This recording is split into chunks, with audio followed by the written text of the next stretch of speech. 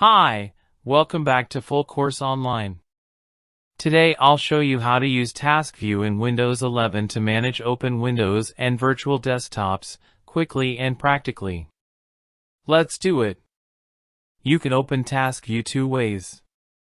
Click the Task View icon on the taskbar, the overlapping squares, or press Windows plus Tab on your keyboard.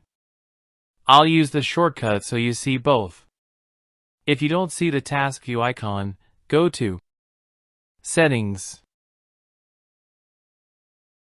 Personalization, then Taskbar,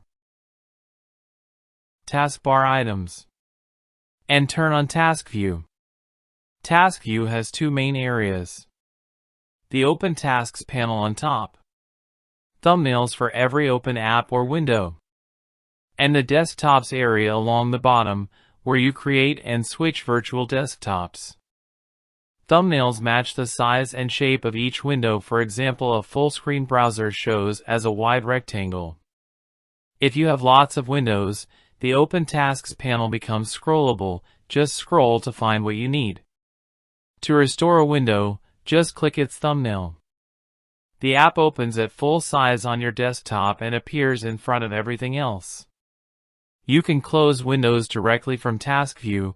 Hover a thumbnail and click the X in the corner. Right-click a window in Task View for extra options.